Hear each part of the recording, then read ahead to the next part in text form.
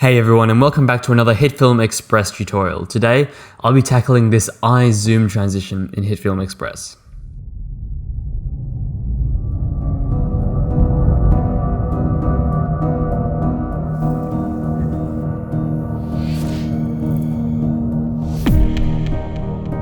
So today's video, as you can probably guess, is going to be quite an advanced tutorial, and we're going to be solely using the HitFilm Express, so the free version of HitFilm. There are lots of kind of versions of this transition, and my version is also going to be kind of a specific version as well. I've chosen this clip of an eye, as you can see here, and I've also chosen this clip of a boat. And this clip of a boat I've chosen for a couple of reasons. First of all, it's got this nice circular motion which ties in with the eye shape, but also it's got this nice blue background which will make it easier for us to kind of tie into the shape of the eye. And of course, this transition is totally customizable, so you can create any kind of variation of this transition that you want that works better or worse for your clips as well. But without any further ado, let's go ahead and start creating this transition. So the base clip I'm going to go off is the eye. I'm going to start off with the eye clip, and I'm just going to zoom into the boat clip. I'm going to right click on the eye clip and select Make Composite Shot, and just going to hit OK.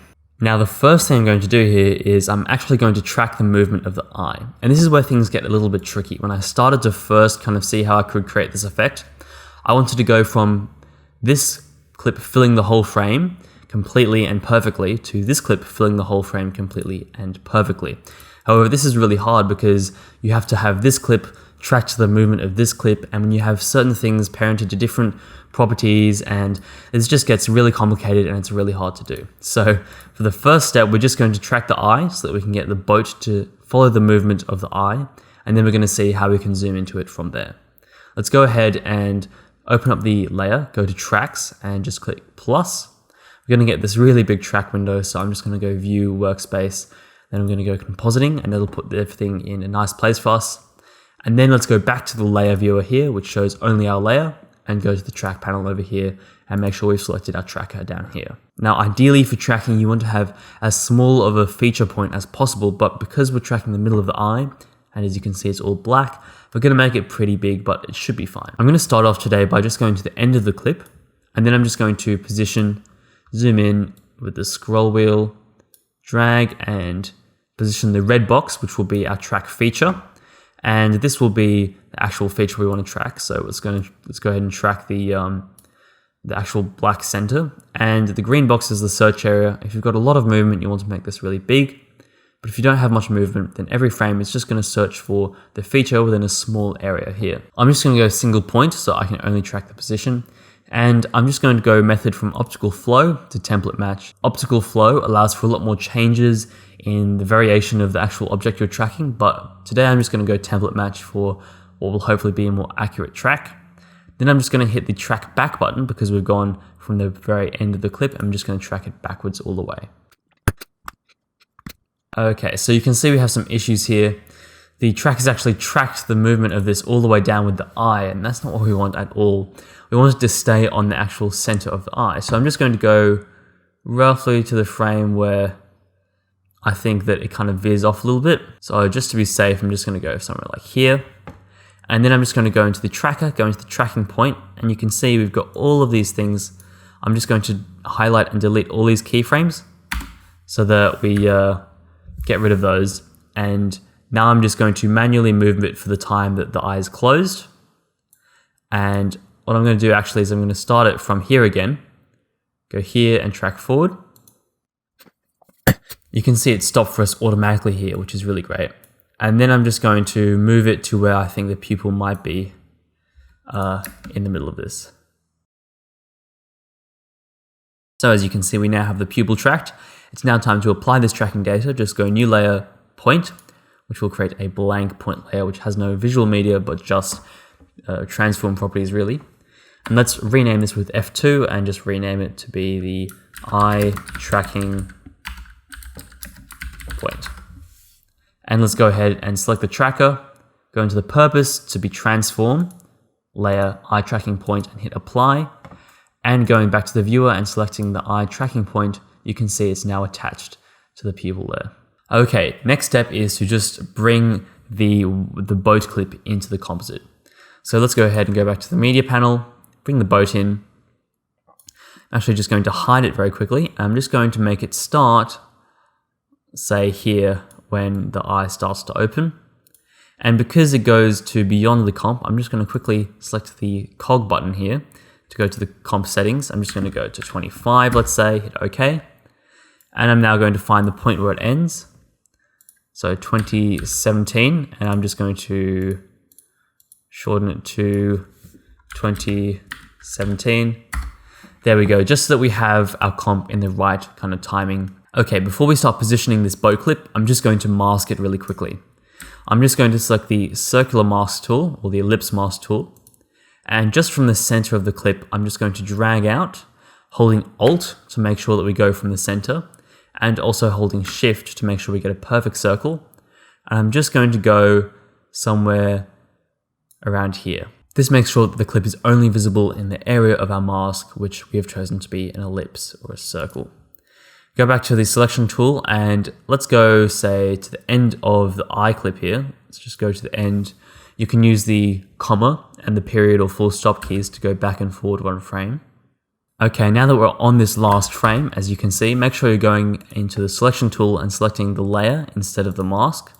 But select the layer and just drag like so, and make sure you hold Shift so that it's in equal proportion and still in a circle, and position it to the center of the eye like so. Like I was saying, you can customize this effect, so you might want to have your clip cover the whole eye like so.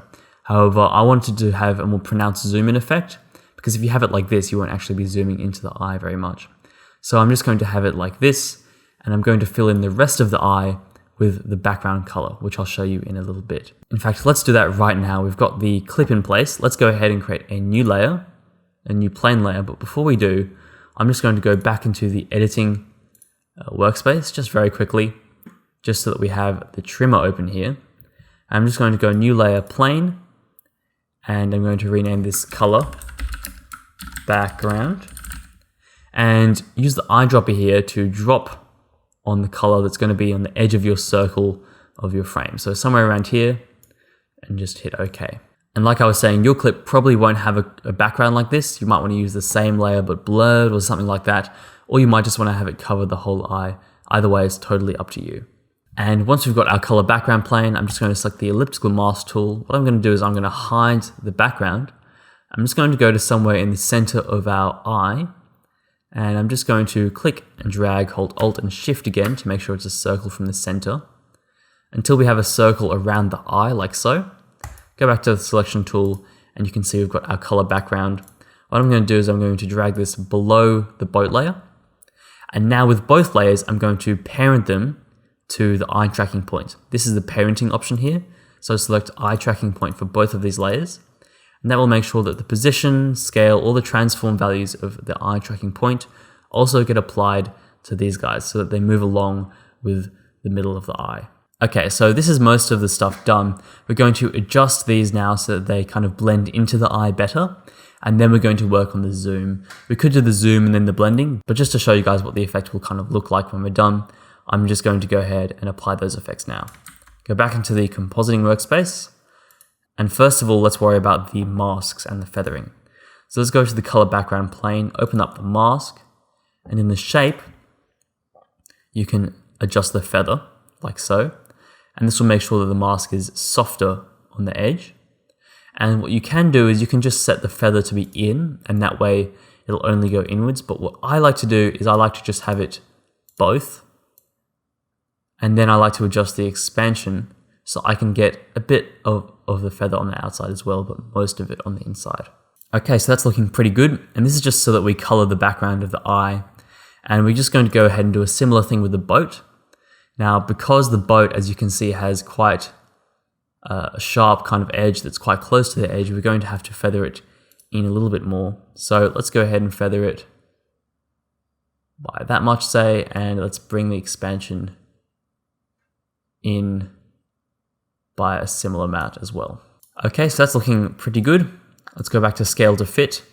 And what we're going to do now to blend these in, rather than using blending modes or that kind of stuff, what I'm going to do is I'm going to duplicate the background layer and put it on top of both of these layers. So let's go ahead and you can hit Control D to duplicate, or you can hold Alt or Option on a Mac and just drag to the top, and that will duplicate the layer. And what you can do is just select this now, and I'm going to apply a luminance key effect. Luminance key takes out certain areas of the video depending on its brightness values. And let's go ahead and keep it at key out darker. I want to key out or take away, as you can see, the darker parts here, so that the boat and the blue is visible in these darker parts, but we still have some of this detail in the eye there. So let's go ahead and check this. Increase the tolerance so we get a softer effect. And you can adjust the threshold to see how much you want keyed out or kept in. The handy effect of this is that it also works for the closing of the eye. Let's go ahead and turn off the luminance key and let's go ahead and hide the layer. Let's do that. And you can see that this is completely covering the skin here, but because the skin is super bright, we can really easily key it out with the luminance key effect. You can see it goes in a bit into the eyelashes, and if you don't want that, you can kind of bring the threshold down like this, but we're going to be keyframing this value later, so don't worry about that. So there we have the blending pretty much done. What I'm going to do now is I'm going to focus on the zoom. This is actually pretty hard and took me quite a while to figure out how to do this.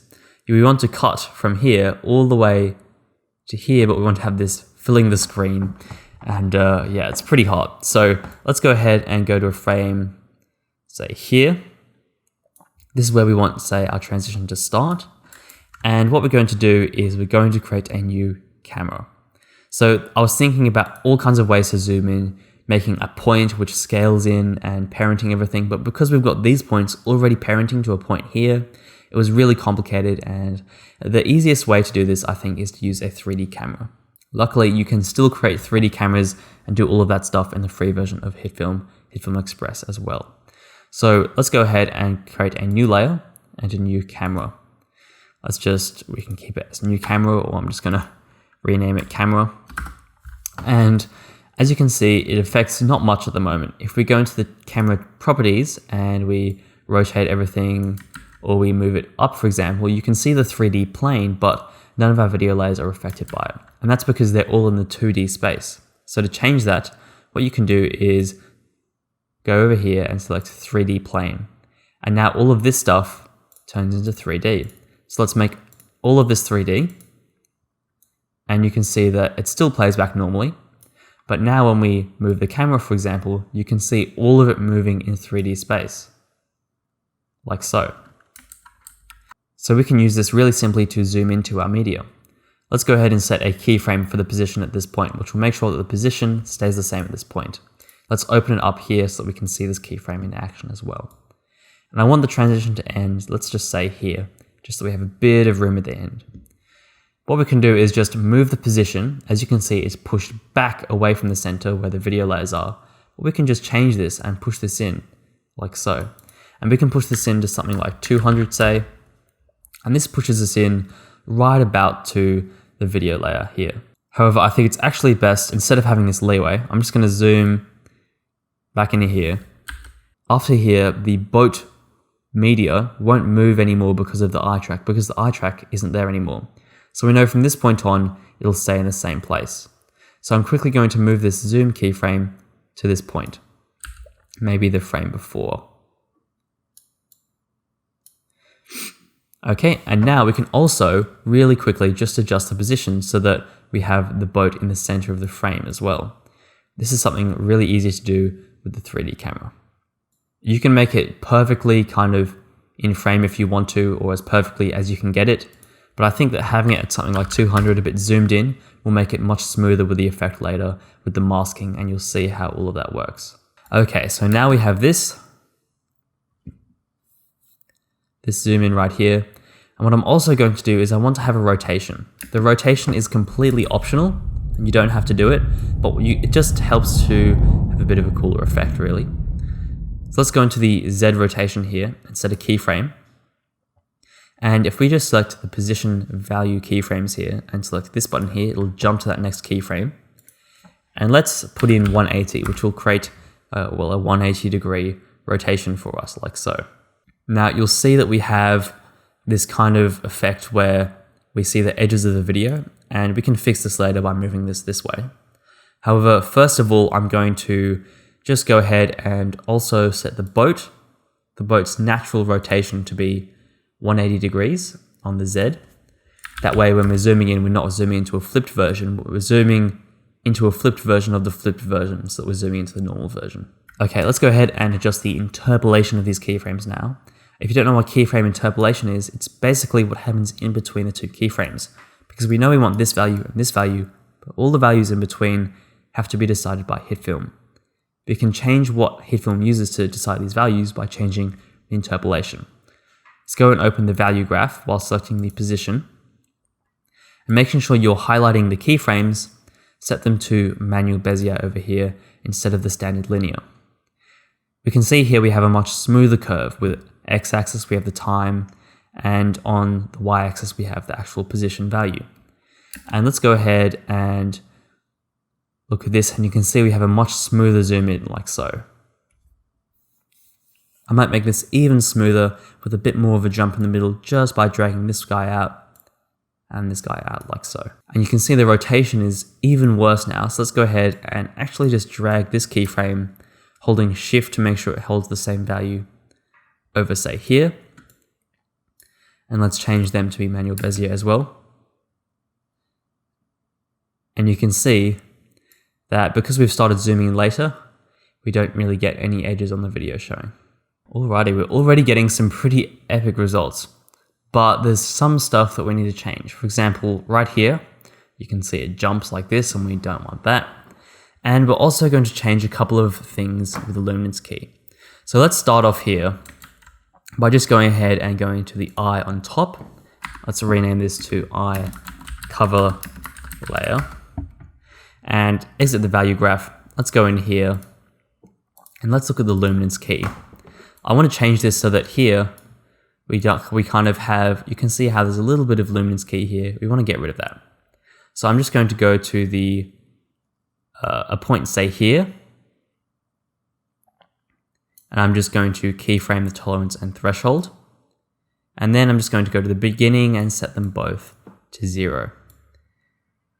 Because if we just had the threshold set to 0, we would still have a bit leaking in because of the tolerance. So we've got to make sure we have the tolerance down there as well.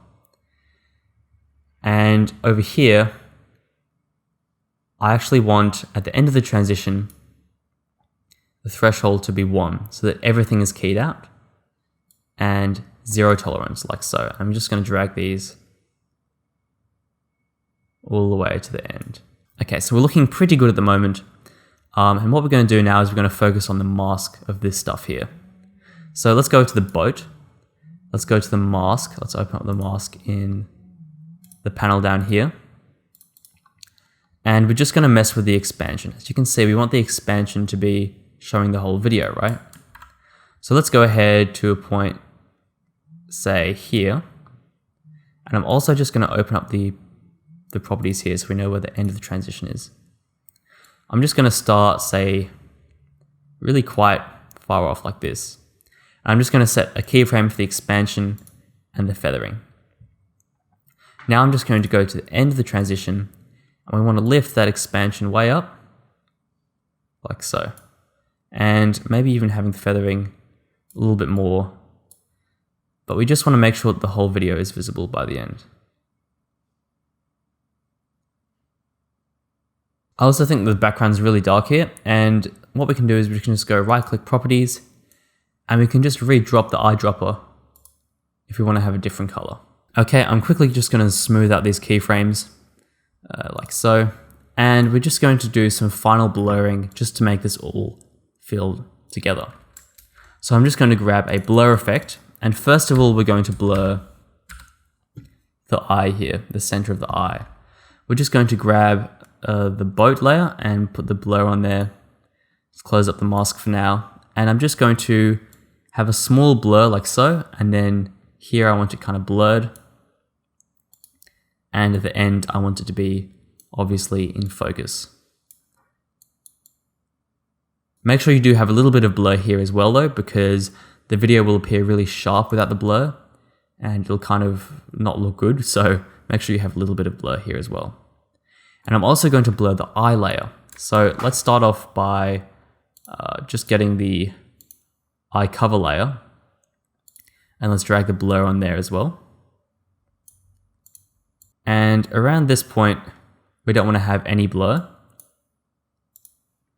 but towards the end, we want it to be really blurred.